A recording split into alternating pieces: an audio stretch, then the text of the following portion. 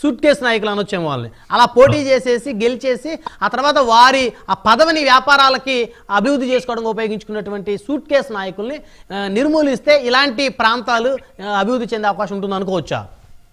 ఖచ్చితంగా ఉంటదన్న. ఎందుకంటే ఇక్కడ లోకల్ వ్యక్తికి తెలుసు అక్కడ కష్ట సుఖాలు ఏంటి, అక్కడ ఏమో వనరులు ఉన్నాయి, అక్కడ మనకు ఏ విధంగా వెళ్ళాలి అన్నది లోకల్ పబ్లిక్ కి ఎక్కువ ఐడియా ఉంటదన్న. ఇక ముఖ్యంగా చెప్పాలి అంటే అందుబాటులో ఉంటుంది క్లోజ్ అడ్మినిస్ట్రేషన్. ఇప్పుడు ఎంపీకి గెలుస్తాడు, వెళ్తూ ఎక్కడో వచ్చేసి ఎక్కడో ఉంటాడన్న. ఆయనకు 500-600 కిలోమీటర్ల దూరంలో ఉంటాడు.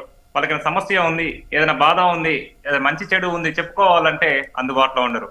కానీ లోకల్ వ్యక్తులని మనం ఎలక్షన్స్ లో ఎన్నుకోవడం వల్ల మనం చెప్పుకోవడానికి ఈజీగా ఉంటుంది, యాక్సెస్ ఉంటది, ఏదైనా చేయగలుగుతారన్న.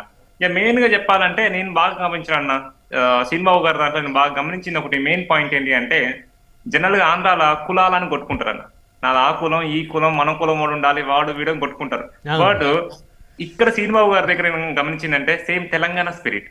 ఎలా అంటే తెలంగాణలో కులాల గురించి కొంచెం తక్కువ ఉంటదన్న. మాకు తెలంగాణ కావాలి, తెలంగాణ ఉద్యమం అని చెప్పి ఒక స్పిరిట్ తోని పోరాటం చేసి తెలంగాణ తెచ్చుకున్నారు. అలాగే ఆయన ఇక్కడ కులాలు కాదు, ఉత్తరాంధ్ర ఆంధ్ర అభివృద్ధి నా ధ్యేయం అని చెప్పి ఒక ఉద్యమం లాగా తీసుకొస్తున్నాడు. ఆయన సొంత డబ్బులు కోట్లు పెట్టుకొని కాన్ఫరెన్స్లు పెడుతూ పబ్లిక్ అవేర్నెస్ చేస్తున్నాం. ఆయనకు అవసరం లేదు ఇదే ఖర్చు పెట్టే అమౌంట్ ఆయన ఎక్కడో బిజినెస్ లో పెట్టుకోవచ్చు. ఒక 2-3 సంవత్సరాలు డబుల్ త్రిబుల్ అయితే ఆయనకి ఏం అవసరం? మార్నింగ్ టు ఈవినింగ్ తిరిగి అందరినీ అవేర్నెస్ చేసి అందరితో మాట్లాడడం చేయడం అవసరం లేదు. ఆయన ఇంటెన్షన్ ఏంటి అంటే, నాకు అన్న ఇక్కడే కాదు బయట యూకేలో కూడా తెలుసు అన్న, లండన్ లో ఉన్నప్పుడు నాకు తెలుసు నేను కాబట్టి చెప్తున్నా అన్న గురించి. చాలా సందర్భాల్లో 2-3 సార్లు సందర్భాల్లో అనేవాడు. కాకపోతే రాజకీయాలు వేరు, ఫ్రెండ్షిప్ వేరు, పర్సనల్ వేరు కాబట్టి చెప్తున్నాను. ఇప్పుడు మీకు కూడా సందర్భంలో చెప్తున్నా వచ్చింది కాబట్టి. యూకేలో ఉన్నప్పుడు కూడా మనం ఉత్తరాంధ్రకి ఏమైనా చేయాలి, మనం అగ్రికల్చర్ గా ప్రోత్సహించాలి. అప్పట్లో డ్రోన్లతోని స్ప్రే చేయడము ఇవన్నీ యూకేలో ముందరే ఉన్నాయి. ఒక 10 years back, 10-15 years back advance ఉండే.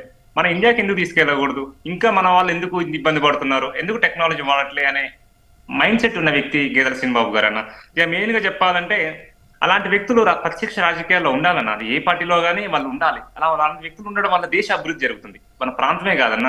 అలాంటి వాళ్ళ టెక్నాలజీ, అలాంటి సైంటిస్టులు, మనం ముఖ్యంగా చదువుకున్న వ్యక్తులు ఉండడం వల్ల దేశ అభివృద్ధి జరుగుతుంది. ఇక దేశ అభివృద్ధి జరిగిందంటే ఆటోమేటిక్ గా అందరికి విద్య, ఉపాధి అందరికీ వస్తుందన్న. మెయిన్ గా తెలిసిన వాళ్ళు చట్టసభలో ఉండాలన్న. ఈ రోజు ఏం రాని వేలు ముద్రలు చట్టసభలో ఉంటున్నారు. కనీసం వాళ్ళకు ఒక ఇంగ్లీష్ లో జీవో కాపీ ఇస్తే చదవలేరు. అది జీవో ఏముందో కూడా అర్థం కాదు. అలాంటి పక్కన వాళ్ళ పిఏ చెప్పాలి. పిఏ ఏం చెప్తే ఏ చెప్తే బి చెప్తే బి, వాళ్ళ మీద డిపెండ్ అవ్వాలి.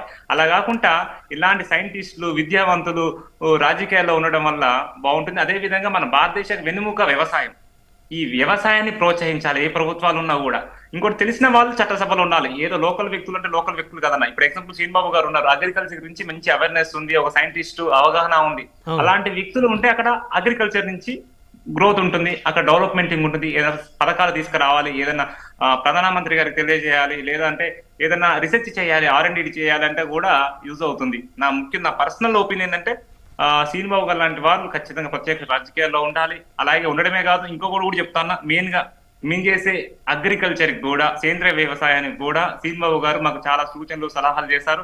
వాళ్ళు మేము కూడా పాటించే వాటిలో చాలా వరకు శ్రీనిబాబు గారి సూచనలు, సలహాలు పాటిస్తున్నాం. పాటించడమే కాదు, మాకు ఇట్లా చేయండి బాగుంటుంది, అట్లా చేయండి, ఈ సీడ్స్ వాడండి అని చెప్పి గైడ్ చేసిన రోజులు చాలా ఉన్నాయన్న. సో కాబట్టి అలాంటి వ్యక్తులు ఇప్పుడు మేము అనుకున్న దానికి, నీకు సింపుల్ గా చెప్తాను, మేము ఒక 10 రూపీస్ బడ్జెట్ అనుకున్నాము. నేచురల్లీ శ్రీనిబాబు గారిని కలిసిన తర్వాతకి అది 5 రూపీస్ పడిపోయింది. ఎందుకంటే ఆయన తక్కువ బడ్జెట్ లో సేంద్రియ వ్యవసాయం ఎలా చేయొచ్చు, ఎలాంటి టెక్నాలజీ వాడొచ్చు, మనం ఏ విధంగా ముందుకెళ్ళాలి, దాన్ని ఏ టైంలో ఏదేయాలి, ఏ భూమిలో ఎలాంటి పంటలు పండించాలి, ఈ శాండ్కి నీకు ఈ పంటలు సెట్ అవ్వవు, ఈ మన వాతావరణం సెట్ కాదు అని సిచ్యువేషన్ చాలా ఉన్నాయి. ఎందుకంటే రైతులకు మెయిన్ గా అన్న పంట వేస్తాడు, చేతికి వచ్చేంత వరకు భయం, అది వస్తుందా రాదా, రాకపోతే మళ్ళీ 2 లక్షల రూపాయలు అప్పులు అయిపోతుంది పరిస్థితి. ఎందుకంటే రైతు అన్నవాడు సామాన్య వ్యక్తి అన్న. ఒక్కసారి పంట క్రాప్ రాలేదు అంటే ఆత్మహత్యలు చేసుకునే చాలా సందర్భాలు చూసినాం. అలాంటి వాళ్ళకు నా పర్సనల్ గా ఏంటంటే గవర్నమెంట్ 2 తెలుగు రాష్ట్రాలు కూడా డిమాండ్ చేసిందంటే వాళ్ళకు ఇన్సూరెన్స్ అనేది కల్పించాలన్న. ఎందుకంటే పంట లాస్ అయింది, వర్షాలు, ప్రకృతి వల్ల ఏదైంది, కానీ వాళ్ళకు మాత్రం రైతుకు అండగా ఉండాలని నేను 2 తెలుగు రాష్ట్ర ప్రభుత్వాలను డిమాండ్ చేస్తున్నాను. రైట్ అక్షయ్ సత్యం గారు,